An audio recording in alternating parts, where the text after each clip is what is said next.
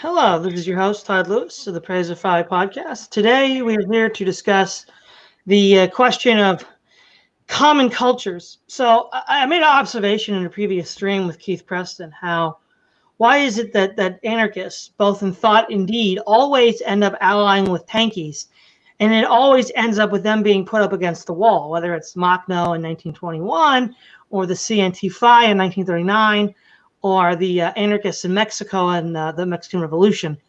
And Keith, you made reference to an anarchist you knew. He said, well, we don't. So, for example, you also got in trouble for is extremism in defense of sodomy no vice, and you're saying, well, look, right wing people, three percenters, preppers, gun toting, patriotards, whatever.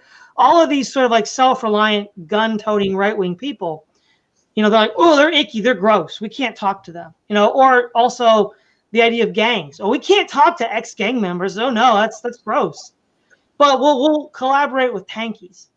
And I'm like, well, on the surface, you're all libertarian, right? Isn't that more in common than you have with the tankies? And then you said your anarchist friend said, well, we have a common culture. And so why don't you kind of explain that a little bit and how that might explain this issue? Well, what you're referring to was a conversation I had a few years ago where I mentioned to a somewhat well-known leftist anarchist who is an older gentleman in his 60s, pushing 70s, probably 70s by now. And he's been a part of the anarchist scene, left anarchist scene in North America for years. And he's not one of the super famous ones, but he's well known enough, and he's been around a long time. He was in the Yippies in the 60s and that kind of stuff. But the subject was the issue of whenever these white supremacy groups go out and hold some kind of gathering, why is it that on one hand you'll see the white nationalists holding a gathering, and then you'll see these leftist anarchists and tanky types protesting against the white nationalists, even though historically tankies and left anarchists have been mortal enemies. Particularly when you look at body counts, there's an awfully large body count of anarchists that the tankies have been able to run up. And I know, for example, this was some years ago. This was probably back in the early 2000s, but there was some white nationalist group or neo-Nazi group. I think it was the National Socialist Movement or one of those groups. They were holding a gathering somewhere, and I was reading about how there was a counter-protest, and the groups involved in the counter-protest were Trotskyite groups on one hand and anarchist groups on the other hand. And I was thinking, well, it's kind of odd that anarchists would be out there marching lockstep with Trotskyites against fascists or whatever, given the legacy of Kronstadt, So I thought, that's really incongruous. And I mentioned that a few years ago to the person that I'm referring to. I'm not going to mention his name. I mean, I like this fellow. I respect him. I'm not denigrating him. But I did mention that, and he said, yeah, well, the thing is, anarchists will go out and protest against fascists and racists and National Socialists, but not against tankies, or well, he didn't call them that, but not against Marxist-Leninists or Stalinists or Maoists or whatever, because I don't remember the exact words, but what it came down to were, he said, we share a common culture. He was saying that Stalinists and anarchists share a common culture, and the common culture, and he went down the list of characteristics. We're rationalists, we're egalitarians, we are universalists, or all these different traits that a left type anarchist and a Marxist-Leninist or a Stalinist or Maoist or somebody like that would have in common. And I was like, well, that may be true in some respects, but ultimately you have to look at end results. If you look at end results, tankies and fascists actually produce very similar results. Even though they have polar opposite philosophical views. On one hand, you have fascists and National Socialists who are not universalists. They believe in a superiority, or at least they place an emphasis on a particular nation or race or state or class or some religion or something. So you have that kind of particularist influence. And then you also have a rejection of egalitarian values, and also while leftists tend to be very futuristic, they tend to look at it like, we've got to march ahead and achieve a greater level of progress. First we had gay rights, now we got to have gay marriage. Now we got to have transgender. And not just to single that issue out, but they're like that with every issue. Whereas the right wing tends to often be more backward looking. They tend to say, well, there was this great past that we need to get back to. And with something like fascism, it's sort of it's really a kind of a parody of that. It's like this rebirth of everything based on some glorious primordial past. But interestingly, though, right-wing totalitarians and left-wing totalitarians create very similar systems in practice. And the reason for that, I think, is that they're both closed systems. They're both absolutist systems. They both have this idea that, hey, we have, the truth or the right way or whatever. And people who disagree with that are not just simply wrong. They're in sin somehow. They're holding up progress, or they're undermining the order of the nation, or whatever or you're undermining the worker state, or whatever their outlook is. But how the anarchists enter into that in terms of their relationship to the hard left, Marxist-Leninist, Maoist, and all that, I think, is that they share the presumptions, if not necessarily the preferred methods, in the sense that if you look at what Trotskyites and Stalinists and Maoists and left anarchists say about quite a few things, they say things that are very similar. It's almost like they agree 90% of the time. They're into the class struggle, they're into working class, they're into the gender equality and race equality and ecology, and nowadays, not in the past necessarily, but nowadays they tend to embrace the gay rights, transgender paradigm.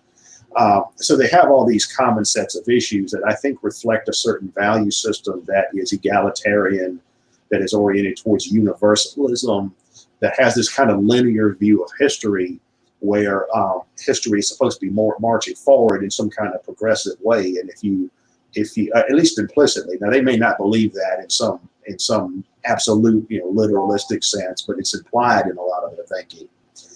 And this idea that people who don't share that viewpoint are somehow,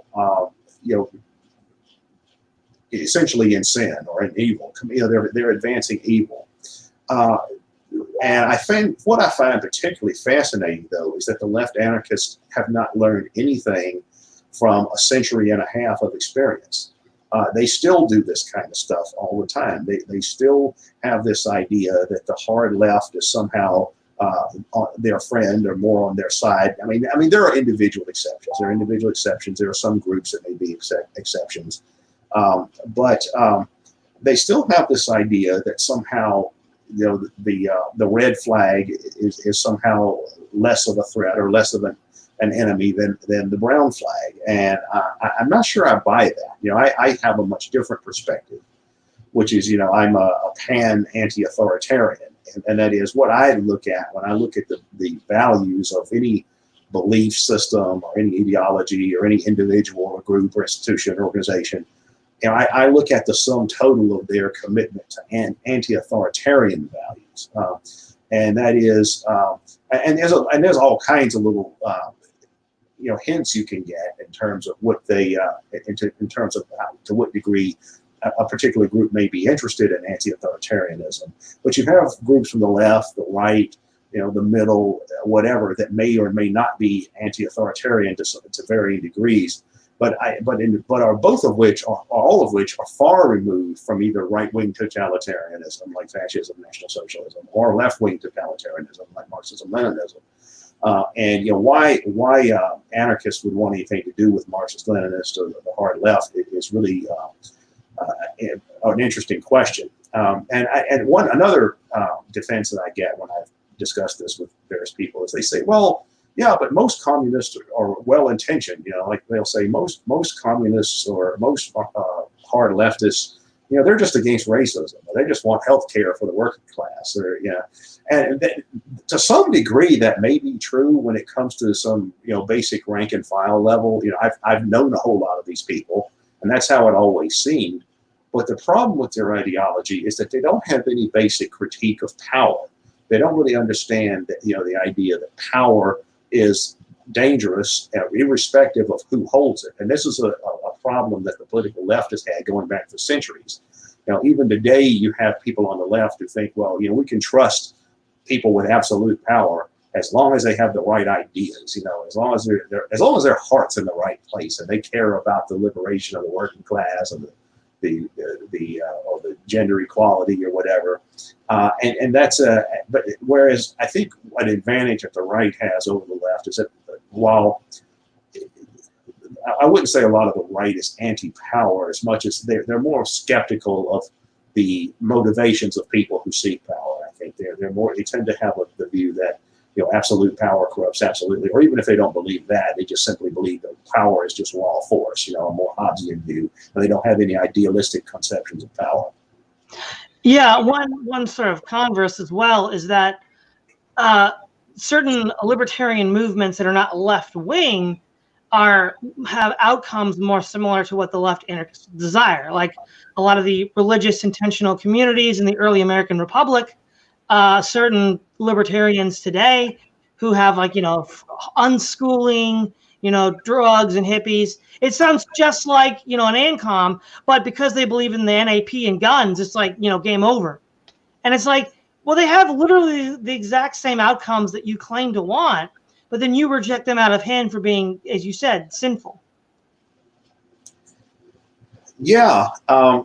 Well, whenever I have broached this idea with left anarchists, because being in the United States, it's a somewhat interesting situation, because in the United States, you have this large subculture of people with anti-establishment right-wing views like, the sovereign citizens and the gun nuts and all the stuff you were talking about earlier, 3%ers. And not only that, but historically, you have these religious communes, the Mormons, the Shakers, the Hutterites, and you have that vast tradition. And whenever I mention some of that kind of stuff to left anarchists, the main problem they seem to have is again, it comes down to culture, in the sense that, yeah, but they're all racist, or they're all religious, or they're all, right-wing, authoritarian, patriarchal, homophobic, whatever. It's, in other words, what matters to them is embracing this kind of egalitarian cultural ethos that's somewhat narrowly construed. But if you look at the way that it's constructed, it's this idea that everything has got to be the same. Everything has got to be equal. For instance, I was talking about this a while back with a fellow who was a veteran, something of a veteran of the left anarchist milieu in North America, and he was saying that he's had confrontations with anarchists over this, where he'll say something like, "Well, look, I don't really care if some group of white nationalists goes off and forms a commune somewhere, or I don't really care if some group of some sectarian religious community does their own thing or whatever." And the objection always seems to be that, these people are promoting bad values. I had a discussion like that with a leftist anti-fascist type, a fellow who's educated and all that, some years ago, where I was talking about the Irania commune in South Africa, which is sort of an Afrikaner, I wouldn't say they're white nationalists, but they're it's an intentional community for ethnic Afrikaners, and they, on one hand, they don't necessarily embrace the legacy of apartheid, but they don't really embrace the rainbow society idea that you've seen under the ANC either. So they're basically separatists. And I mentioned this to this one fellow, and he's like, "Yeah, well, what kind of values are they promoting? What kind of attitudes are they promoting? What is their impact?" They sound like a social conservative talking about pornography or something like that. They're undermining the social fabric of our society by promoting ethno-nationalism or ethnocentrism or ethno-separatism or whatever. And I think that the issue is the cultural one. They have this value system that says, well, we have this egalitarian, universal, linear view of history that has to really take the priority. Another issue I've had is I've known people on the hard left who think Marxist-Leninists are fine, conventional Marxist-Leninists are fine, but National Bolsheviks are not. And I'm like, well, they're the same thing. I mean, National Bolshevism is just Sovietism. I mean, the Soviet Union wasn't about LGBT equality and all that kind of stuff. They didn't. There's a Smurdow joke for that. But because the National Bolsheviks have the word "national" in their title, I guess it's all of a sudden a taboo. But the only thing that could really account for that would be once again a universalist ethos, this idea that cultures and nationalities and all these other ethnic groups and all of that are interchangeable with each other. Now my take on that is it's largely irrelevant to my own politics. There's this idea that the left has this idea. Well, there's ultimately no difference between someone from Zimbabwe or Russia or England or Japan or whatever. We're all human. We should all be citizens of the world. And there are certain circumstances where that can work. I mean, I know, for example, of intentional communities that are multicultural that work fairly well and have a long-standing history of at least functioning and surviving. But on the other hand, I don't necessarily think that's something that needs to be compulsory. I mean, I could certainly see that there could be a community that was more homogenous or even exclusionary that worked just as well. So it's largely irrelevant to my own political views. I tend to be more of an anti-authoritarian in the sense that, all right, well, if these people over here who want to have a culturally homogenous environment are doing their own thing and nobody really has to participate that doesn't want to be there, or at bare minimum, if say things are decentralized enough or localized enough so that exit costs are low, that's all we really need. And who cares what their value system is? I mean, unless they're going out and attacking other communities like bandits or something like that, that's the only thing we really need to worry about. All right, Ruminations, what are some of your observations on this discussion? I think that one of the things that we're picking up on is that people really are motivated by things often other than what they purport to be motivated by. So if you have, say, a left libertarian who's willing to side with communists over right libertarians, like you see a lot of people attacking Tom Woods as a fascist and this kind of thing, and like people in the Libertarian Party and how Jeff Deist is a Nazi and so forth because the definition of Nazi has changed. And then you do admittedly find, like, there were some people, I've watched a lot of alt-right material where there were people who were, say, involved in the Ron Paul revolution, and then they became ethno-nationalists or what have you. Like, even the ones who were not diehard libertarians were, I think most of the people in the alt-right were at one time kind of, admired Ron Paul or saw some kind of value in the Ron Paul phenomenon. So you do have these kind of odd, if not alliances, then overlapping instances. And I think that what we're seeing here is that often what people say is really motivating them is not necessarily deep down what's really motivating them. I think that you have to sort of look at what they do more than what they say about themselves. So, for example, just as of 20 minutes ago, I did not know what Noam Chomsky's take on the coronavirus was.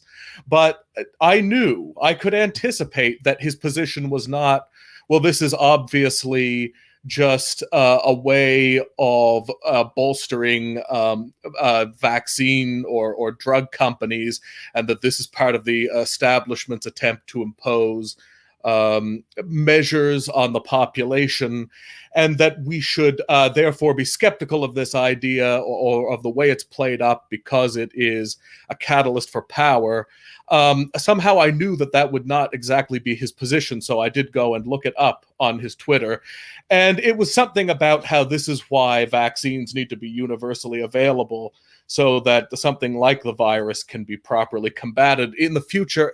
In other words, it's kind of like when, just to continue with the example of Chomsky, he said that he actually did think it was a good idea to keep U.S. troops in Syria after his long career as an anti-war activist and participant of the whole anti-Vietnam phenomenon. And where I'm really going with all of this is I think that when you look at these libertarians who turn against one another, or you look at like anarchists who are willing to side with communists or what have you, I think what we're really seeing is who these people really are. That's my take on it. So it's not necessarily contradictory if you have a Ron Paulite who goes over to ethno-nationalism, because ultimately what I think was frustrating them in the first place, and I can kind of attest to this from personal experience, is that they see people who are basically requiring them to advocate for political correctness. They're requiring them to hold, say, feministic views or anti-racialist views, or any aspect of the cultural Marxist program. And so this is kind of instinctive, like almost tribal opposition to that which is the prevailing ideology. So if you see the Ron Paul movement in one moment as being that which is opposed to the establishment, and you're a disagreeable person, then once that has been succeeded by, say, ethno-nationalism, you might by the same token become enamored with that as kind of the successor. Likewise, if you are a libertarian because what you really care about is, say, the drug culture, or, you know, advancing homosexual values or what have you, then you're not really going to view it as contradictory as if you're siding against, say, Hans Hermann Hoppe with, you know, the Green New Dealers or something, because ultimately is actually stand for. So, I mean, in some senses, it's frustrating because you have these people who were, say, claiming to be left anarchists who, it turns out, actually support the UN and, you know, want worldwide distribution of vaccinations and so forth. And then you have these people claiming to be libertarians who I guess now are pseudo-Nazis, as Richard Spencer has come to call himself, I understand. But you also have like the weird phenomenon with the dissident right now, which is that it's moving towards Islam, apparently. Because if you saw Edward Dutton and Richard Spencer speaking recently, they were talking about maybe some of the wonderful things that Islam could do for white people if only it were given the chance. And I think that is another just instance of betrayal of the fact that for, say, Richard Spencer, or for some of the more a particular variety of person on the dissident right, that it's always been this kind of inclination toward authoritarianism. And so they see this, like, this kind of shock value traditionalism in Islam, and so they like that. So in other words, I think that there are these directions that society could be going in. So let's say you have the people who are on the side of the establishment, or you have the people who are kind of congenitally anti-establishment, or you have people who are, you might say, in favor of some kind of alternative or more severe establishment. These different impulses in society, I think, are impulses that people kind of sort of latch onto, even if they don't know it. So opposition to the establishment might sometimes be dressed up or find expression in Ron Paul libertarianism. Yeah.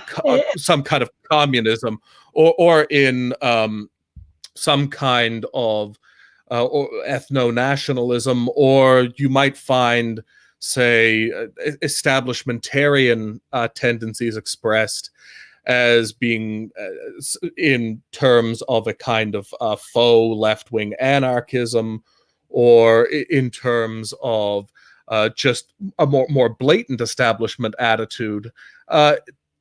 What is really the issue here is that what I think is really driving people is the fact that they're sort of subconsciously adhering to this or that direction that society could be going in, and then they kind of attach it to these niche ideologies. But when they're actually called on to make a choice, I think it sort of is betrayed what sort of nuance or what direction of society or what sort of factional loyalty they are ultimately persuaded by.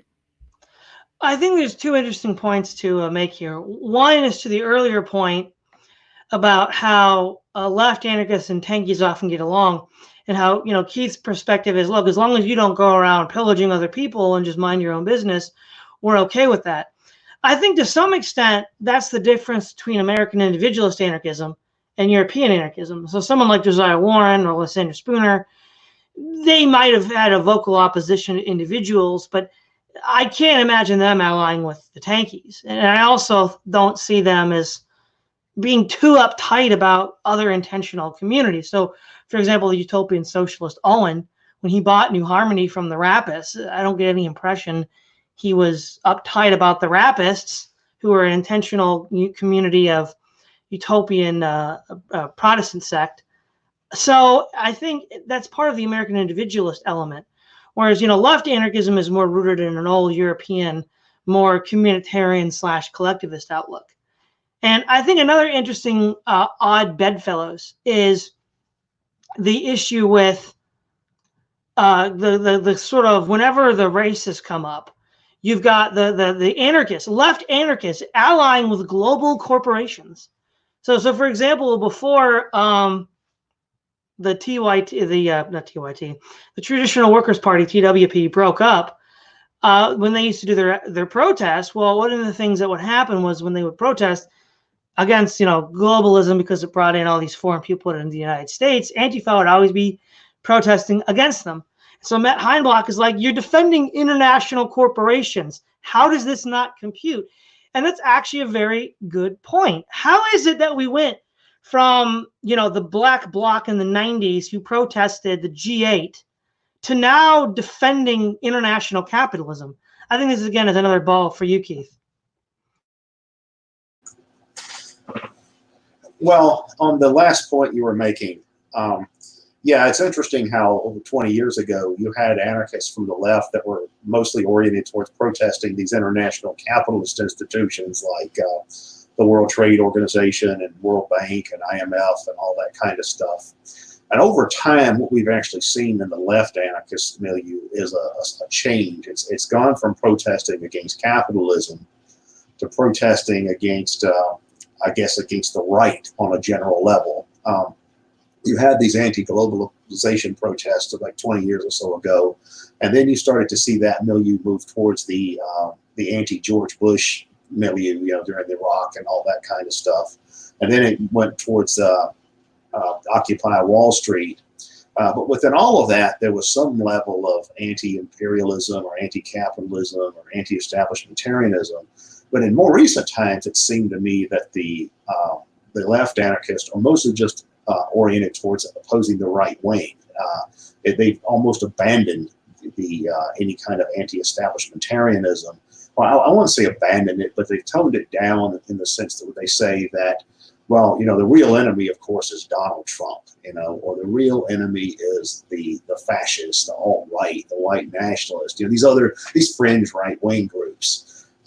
And I've always thought that was somewhat interesting as well, that they consider extremist groups that are out of power and largely politically irrelevant to be more of a threat than the actual establishment. Now, of course, I guess in their minds, they don't see the far right as out of power. They think it's just a more extreme version of the system or something like that. Like like a lot of them will talk about how, well, some of the alt-right people have said good things about Donald Trump, so Donald Trump is really just an alt-rightist in disguise and that kind of stuff. But I mean, I don't see that at all. I mean, I see Donald Trump as being what he is. I mean, he's just an egotistical mega capitalist who, you know, happened to buy his way into the presidency. And that has nothing to do with his policies or whether you like him or not. I mean, that's just, you know, where he came from. And I don't see him as being a right-wing figure per se. But, you know, and then you have someone like Noam Chomsky. Right Ruminations was mentioning Chomsky earlier. In 2008 and 2012, you had Noam Chomsky actually endorsing someone like Hillary Clinton over Ron Paul, like saying that that Hillary Clinton was not more objectionable than Ron Paul, because Ron Paul was against the United Nations, and that made him an ultra nationalist. Noam actually said that. He actually said that in reply to me once, that that Ron Paul is an ultra nationalist because he's against the United Nations. It's and I don't see how these kinds of, to me, I as being someone who doesn't think within these paradigms, it's hard for me to even comprehend some of this stuff, much less agree with it or believe in it.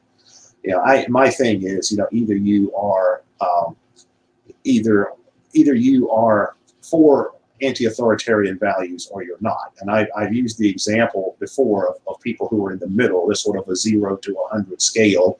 There are people who are generally anti-authoritarian. There are people who are generally authoritarian.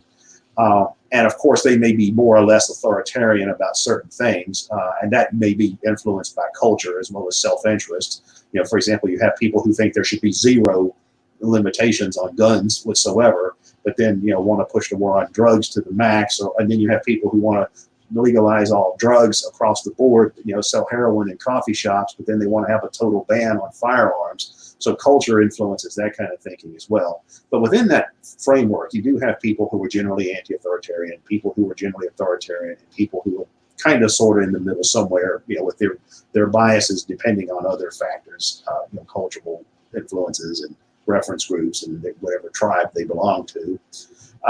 But when it comes to someone who thinks that anarchists and Stalinists have a common culture, I just can't wrap my head around.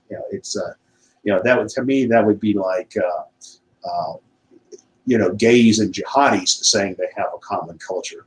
Although they do say that sometimes. You actually see that in not so much in the United States, but you actually see that in Europe at times. You actually see the gays and the jihadi types voting for the same parties. And I understand that there's an element of pragmatism in that. The issue is that the left is considered to be the party of minorities and traditionally excluded people. So anyone who thinks of themselves as excluded, or oppressed or marginalized, whether it's jihadis who want to do away with democracy and have Sharia law, or whether it's gays who want to expand gay rights or gay marriage or whatever. I understand that there's the different rivers that feed into that same lake, but it's odd. What I find most interesting though is the obliviousness that many people have to this. When I've mentioned this to many people on the left for years, they just don't get it. I mean, they can't follow what I'm talking about. It doesn't register with them.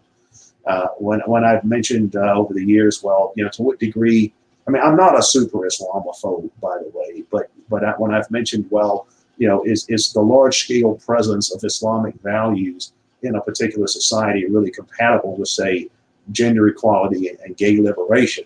Is that something that you really want to try to blend together? Is that really going to work? It's like they can't even consider the idea that maybe it wouldn't, because then that would somehow interfere with, say, egalitarian values. Well, no, because all religions are the same and all cultures are the same. And another issue with that case, though, is that they associate Islam with being a religion that's practiced by brown people. So anti-Islamism is implicitly racist in their view. I think that's another thing. But the real issue, though, I think it has to do with the wider worldview that people have. I think that one thing that anarchists, left anarchists, Stalinists have in common is the things I said before, the collection of things, and that is this view of equality, this view of universality, and this linear view, this progressive view of history. Just like I think fascists and communists, I think what they have in common is absolutism, this idea that we have this belief system that is absolutely correct, and that other points of view are not really wrong. They're dangerous. They're heretical. They're going to undermine the order of society as it ought to be. Yeah, well, it looks like Swithun was able to join us. One of the things that we've just briefly been talking about is what the apparent similarities are actually belied by underlying dissimilarities. So, when we talked about how is it that anarchists are on the same team as tankies? It's crazy. But, what the deeper common ground that they claim to have is what explains this. or why do anarchists defend global corporations? It's bizarre. But you had something you wanted to add about the alt-right libertarian pipeline, how you went from a Ron Paul supporter to an alt-right supporter. Yeah, I thought this was potentially interesting ground. So it does seem to be the case that a lot of former Ron Paul supporters did end up self-identifying as alt-right, at least prior to 2016. If I remember rightly, Mike Enoch was a Ron Paul supporter, and I think as was Richard Spencer to some extent. So you do have this interesting shift. The libertarian movement is interesting in a certain sense because it claims, at least formally, an agnosticism on general cultural views. But whenever you see them interacting, it's clear that even if formally they don't, they pretty much darn disagree with each other on a consistent basis. I mean, this is probably the main reason why the Mises crowd cannot, well, probably the other way around is probably fairer. The Cato and the Beltway libertarians despise the Mises crowd, despite on practical policy probably being closer than most of the groupings, other groups, but that their cultural views are somewhat diametrically opposed. Even if they would both agree that we should have a broadly voluntary society, what they think that would be ideally end up as is somewhat different. So I think this is what's happened with the libertarian movement to some extent since probably Ron Paul. Yeah, probably Ron Paul is probably after his 2012 when it starts to splinter, and the cultural aspect seems to pull them away from what Bloch would call plumb line libertarianism. So, for example, the Centre for Stateless Society and like Kevin Carson, etc., to go off the complete deep end on sort of leftist cultural values and sort of being opposing racism, homophobia, etc., etc. And I think to some extent you've got the other sort of the libertarians who were kind of, well, they were probably a little bit more socially conservative originally, and then decided that, well, actually, we'd just go on the sort of cultural and sort of conservatism, put it in that term. And I think that's the kind of split you've got, because in a sense, the libertarian position of trying to maintain agnosticism doesn't really create a coherent grouping. Well, I suppose it could do in a certain time, but doesn't seem to have held in this time. And I think the point about the tankies and the left anarchists, I think, show that, at least to some extent, that they have that egalitarianism undercurrent, so they get on, and that's kind of more fundamental, so they agree to work with each other, whereas some of the libertarians who focus on sort of inequality as sort of one of the founding, not legal inequality in the sense of libertarianism, but that society would come out entirely unequal and you would expect unequal outcomes.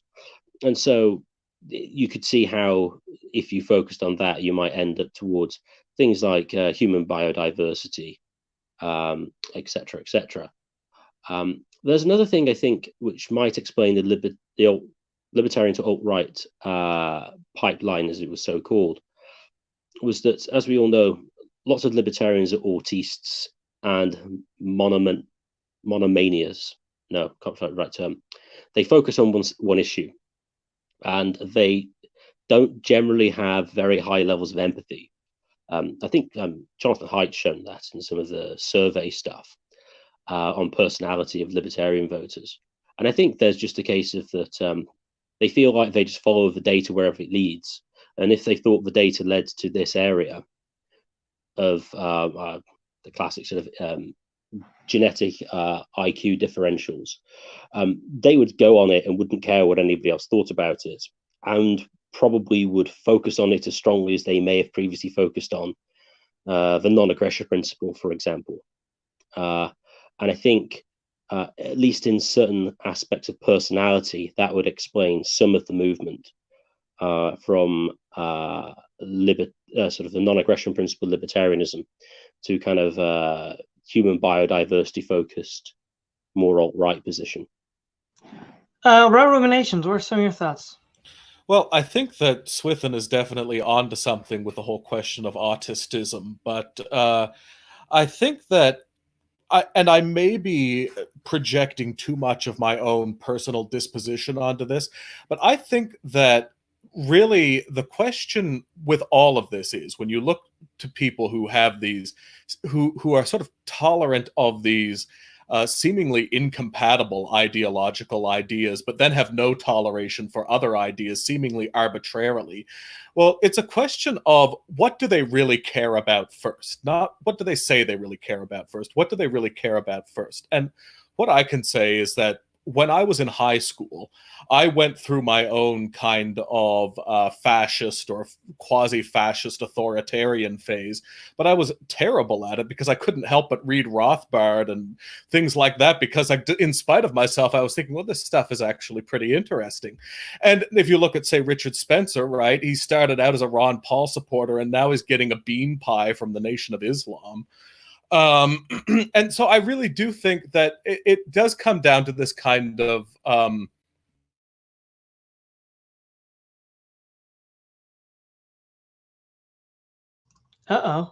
think we lost Ruminations. Well, until he gets back, one thing I think that we're all sort of getting at is these underlying, values. That one of the debates with the thick, thin libertarians was people like our friend Joffrey Cucker said that, if it's not thick libertarians, then people can use libertarian freedom to be racist, and we can't have that. Libertarian freedom is okay only if you're not a bad racist person.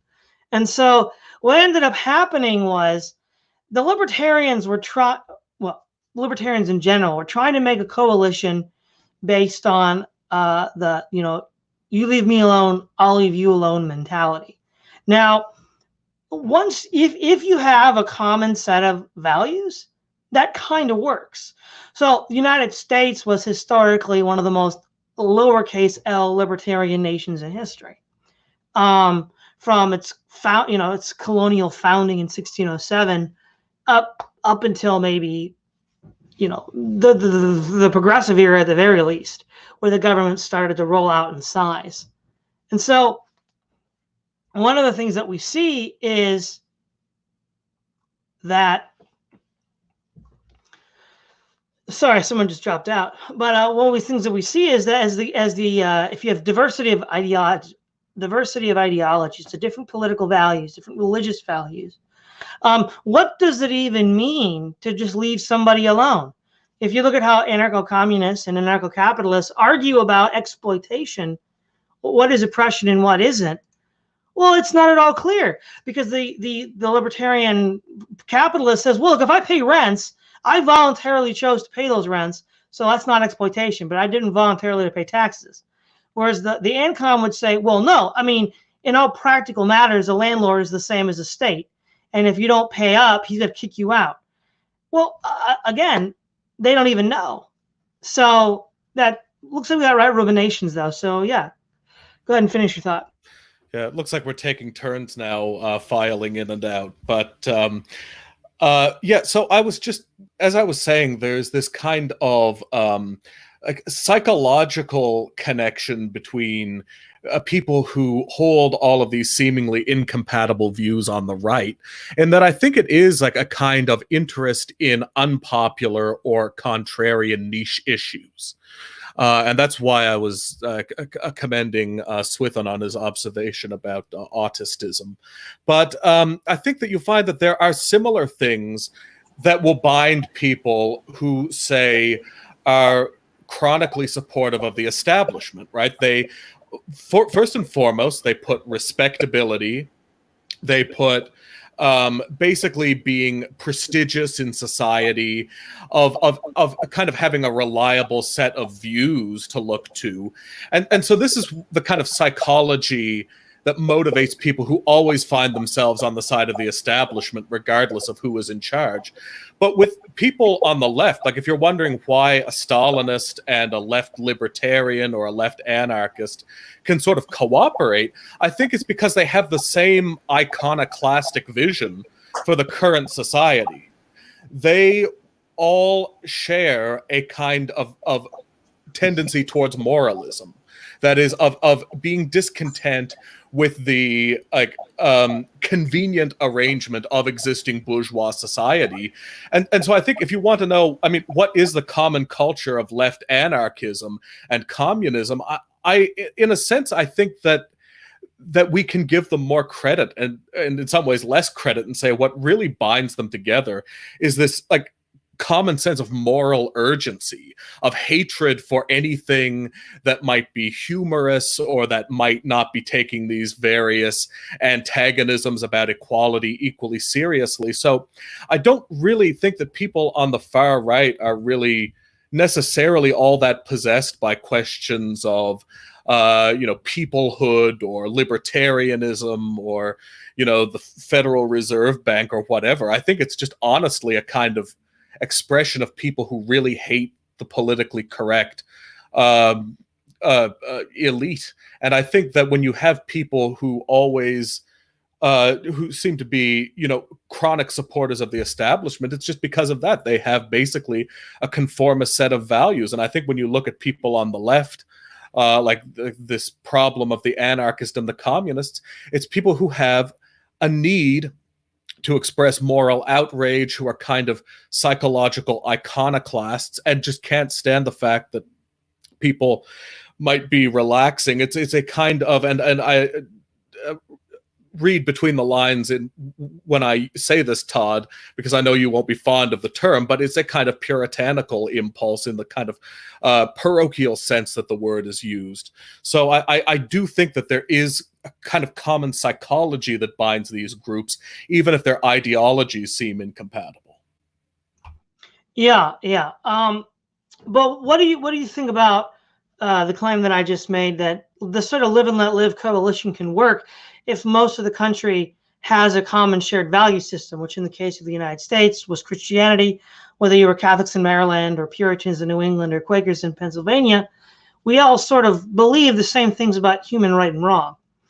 That's no longer the case anymore.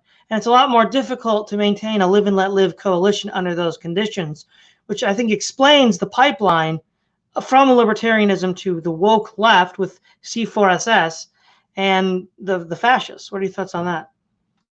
Well, I think it's always easier to pretend to be tolerant of disagreement if you have no one around to disagree with. But I do agree that a certain degree of homogeneity, whether it be, say, ethnic homogeneity, religious homogeneity, I mean, it helps to contend, it helps to address the reality of the fact that people, like by and large, like people who are, say, non-intellectual, and even a lot of intellectuals, are not really tolerant. To quote Michael Scott from The Office, people hate people who are different from them. That's natural. But I think that it is kind of just a way of addressing the unfortunate reality that people are not really inclined to be unduly tolerant of differences. In fact, I think that it's almost like an issue of not making the perfect the enemy of the good, in the sense that you're going to need to have some similarities that can help diffuse tensions if you want to create some facsimile of tolerance for dissimilarities.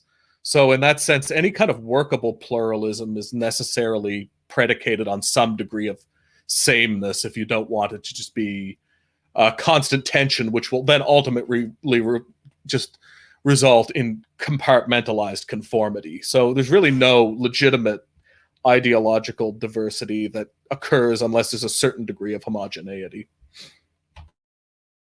Swithun, you're back. What are your thoughts?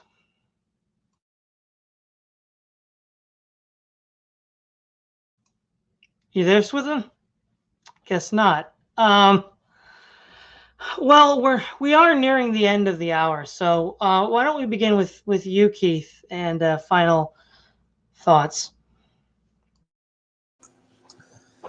Well, in this conversation, we've touched on a lot of different things that I think involve multiple points that intersect with each other. You know, we started with the idea of why do anarchists of the left and Stalinists seem to be so closely aligned, and then how do you get these other situations with libertarian to alt-right pipelines and that kind of thing. I think that you have different levels of this, where in the case of the left anarchists and the Stalinists, I think the one thing that binds them together is anti-capitalism. You don't really find that many other political tendencies that have anti-capitalism as a core tenet in the way that those two do. So even though they have polar opposite views of the state and other things like that, they end up being bound together by anti-capitalism, as well as this wider philosophical or cultural outlook that emphasizes equality and universality and things like that.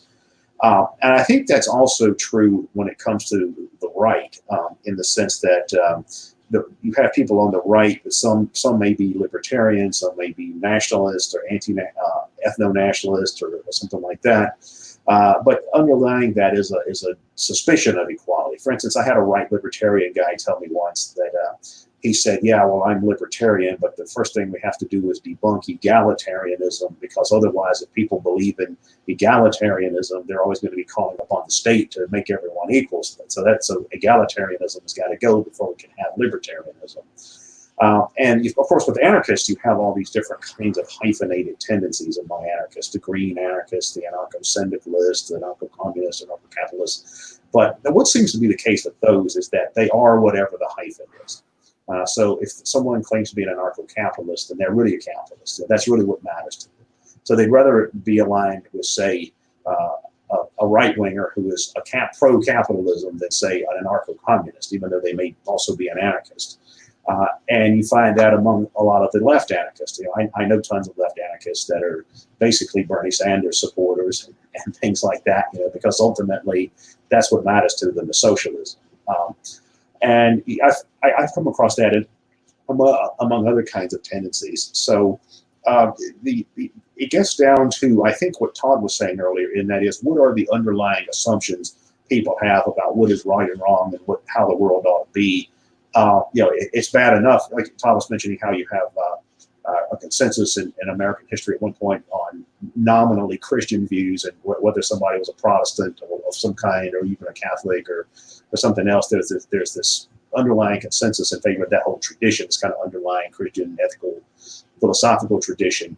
But when you have a cultural system where you have all that kinds of things coming in from all different kinds of directions, from from Christian conservatism and ethno-nationalism and stuff like that on one end, all the way over to postmodernism and Marxism and radical feminism on another end, and then you have Islamism coming in from another direction, then obviously you're going to have a culture clash. And I think that gets back to something that a lot of the libertarians have argued about cultural issues like thick versus thin libertarians. And I've had a lot of them say, look, for libertarianism to work, we have to have an underlying cultural consensus that supports libertarianism. And of course, it's always their favorite cultural paradigm that ends up being the one that we have to have. So it means, if they're on the left, it means we have to have the politically correct, social justice warrior cultural consensus, the C4SS view, in order to have real libertarianism.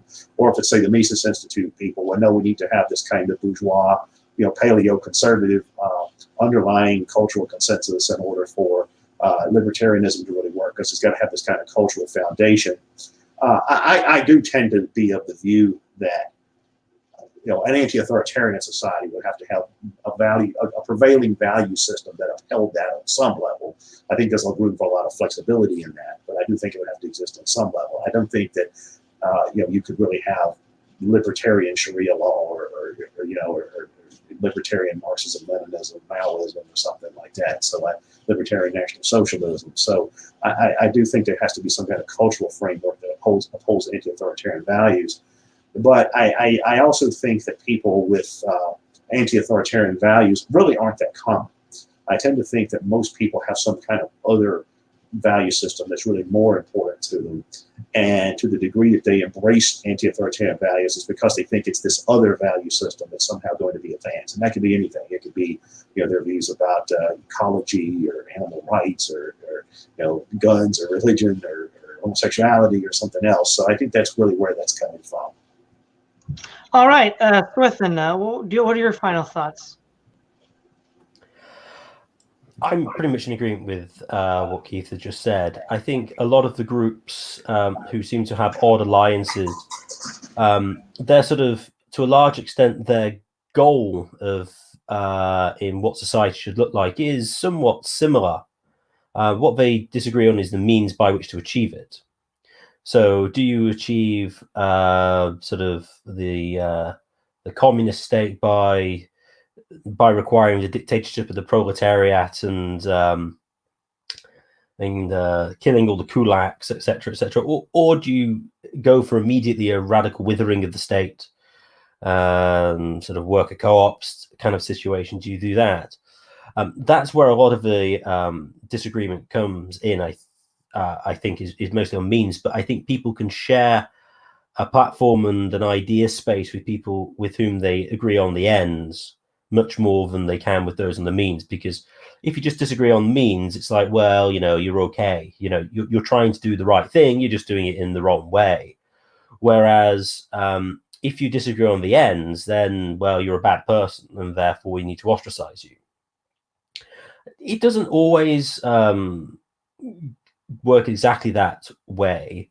At least it's not the case everyone always agrees on all the ends, but certainly ends with that they think are the most important within sort of an overall sort of ideal society. Then if you agree on those, then you can generally get on board with another group which would seem somewhat opposed to you. So for whatever reason, the corporate capitalists and I like diversity and gay rights, etc. And if you're somebody on the left who happens to think that those are the most important things, then obviously you'll get on well with them.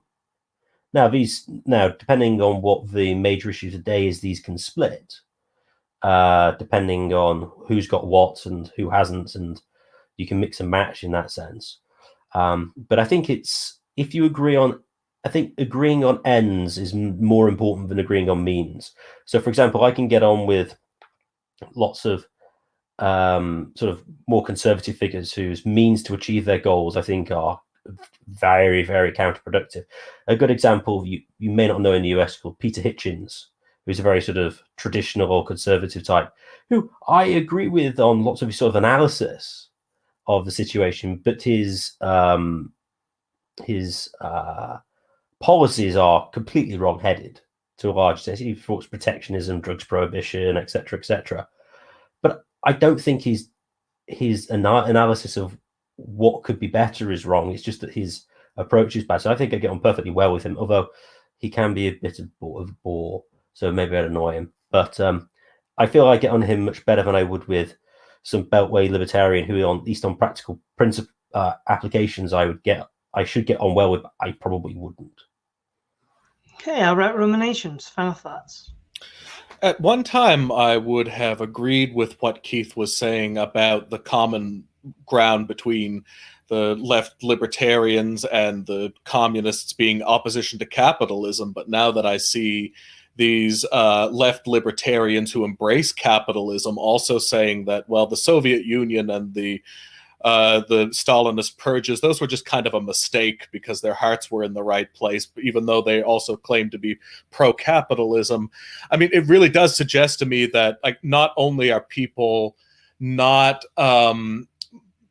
people are not really as motivated by ideology in the pure sense as I once thought.